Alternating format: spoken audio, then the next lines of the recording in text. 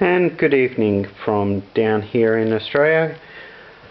My name is Aussie Stern, a country Victorian player of Star Wars Armada as well as other games, and tonight I am going to show you my completed Rebel section of my custom ships that I have purchased through Mel Miniatures, and also go through a little bit descriptive of what the ships are going to be utilized as within the game of Star Wars Armada.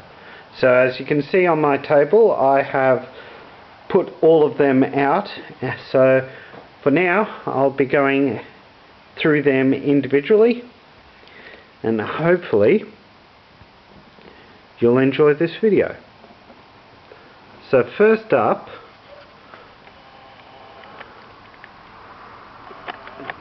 is my medium transports. The Gazanti Sea Rock Cruiser or Sea Rock Transport. As you can see on the left hand side, I'm currently got it as part of my flotilla with the medium transport. In this case I'm going to be using the GR75 combat refit transports, because I just think it looks not bad, sort of thing, that it might give a bit of variance. Other times I will just run it as medium transports, just simply because not all the Rebel fleet had multiples of medium transports, and they're pretty much going to be run similar. Alternatively, and this is from DA Shipyards card, all my cards are pretty much from DA Shipyard, except where mentioned later on where they're from KDY Yards. This is a Gazanti Sea Rock Transport that they've done. As you can see, it doesn't have any weapons, but its speed values are pretty much closely correlating between the two medium transports and the Sea Rock. Hull is 3 on each, as you can see, and the defense tokens are slightly different, with having 2 evades and 1 brace. Shields obviously at 1. Arcs on this, I'm currently in the works in getting a custom plate done by a person at a Etsy store by the name of Methodical Geek, and that will come within the next couple of weeks, I hope. So that's it for my Sea Rock transports. Next I have my combat refit Hammerhead Corvette, and this one's the original one from Fantasy Flight Games. So the Fantasy Flight Games one, cards are 41 points and 36 points respectively. Then this is the Hammerhead combat refit done by KDY Shipyards. It is at 44 points, so a little bit more expensive, but that's primarily because it has an extra weaponry die on both the sides and the front, and even 2 die in the rear, so it's actually got a lot better weapon system. It also has a greater speed, and it has a salvo function. Now, whether or not I will use this card as well as any other custom card is always up for interpretation by my opponent, if he will allow me to run it. If he does, well, then I will try this card. If not, then I will run it as probably the Scout Corvette or the Torpedo Corvette. either one. The arcs for both versions of the combat refit is the same. Hull is all the same. Shields are all the same.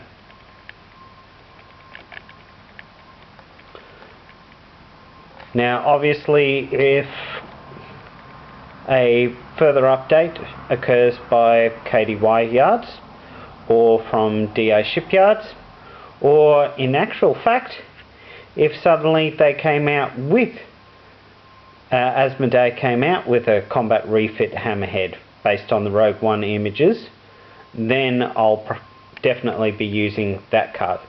Same thing with the Sea Rock transport for the Rebels, as well as any of my other cards that you'll see tonight.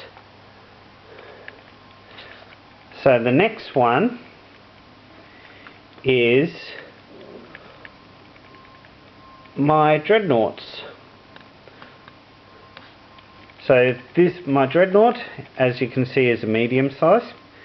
It has cards that have also come from KDY Shipyards. As you can see, the shields on the front are 3, shields on the side 2, and the back is 1. So it's significantly weaker than the assault frigates, simply because they are older technology. Their command for the normal Dreadnought is a whopping 4, simply because that's a huge amount of crew that they had to use for it. The Katana Fleet version Dreadnought is only command 3, but that's because of, in the lore, the Katana Fleet was a lot more automated with running linked computer systems throughout, which obviously caused a lot of problems if anyone read the books or the RPG. As for the dice, on both of them it's 3 out the front, 4 out the side, and then 2 out the rear. It's got a pair of, on each of them, a redirect and a brace, while the heavy cruiser has a second brace, while the Katana Fleet has a second redirect instead. The squadron and engineering on both ships are 1-4. And as you can see, currently I do not have a base for it. That's because, again, the base is coming from Methodical Geek. However, the base plate will end up pretty much looking like that, so very much broadsider. Yeah. Next up, I have my CR90 modified, the Thundered Heart. Now, in this instance, I will be utilizing it as a normal Corvette, either A or B, or alternatively using the modified CR90. Pretty much all the weapons and stats for the modified CR90 is the same as the Corvette A. The main difference is down in the actual upgrade slot. So you've got a officer, engineering, defensive retrofit, and a turbo laser. While this one has a extra slot, it actually has officer, engineering, defensive, and the additional one, offensive refit, and a turbo laser refit.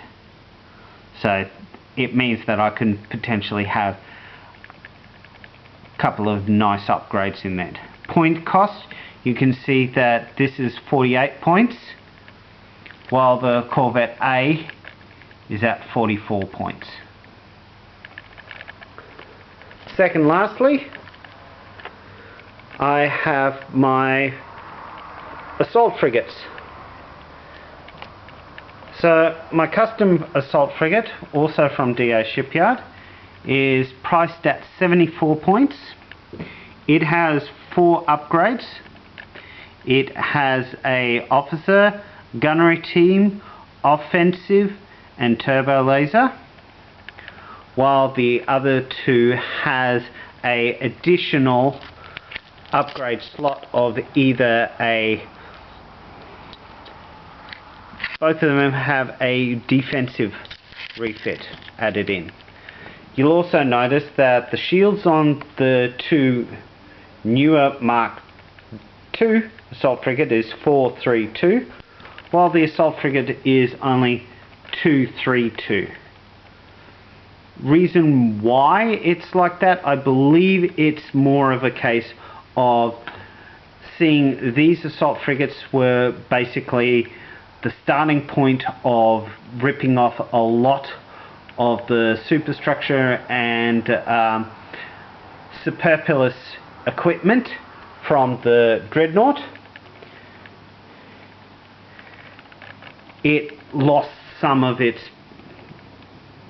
shield emitters from the very front, while these ones were actually created from a shipyard itself, while the assault frigate Mark I's were all ad hoc, not really made at a shipyard. I will probably run this a couple of times, or alternatively I'll use the assault frigate cards and just replace the model with that bad boy, simply because I like that shape much more than that one, but individual choice, I think. Lastly is my Neutron Star bulk cruiser. Now unfortunately I do not have a base plate for it. Again, it is something that is in the work. I do have cards for it. My cards are, I believe, sitting on a desk somewhere at my work site, unfortunately. But once I get them, I'll probably give an update along with the base plate. But either way, I'll probably won't be playing with it initially, except as part of a campaign setting. Anyway, that's it for now. Please leave any comments, any thoughts, even suggestions as to any other sites I should be looking at, or modifying the points to suit any of these other cards.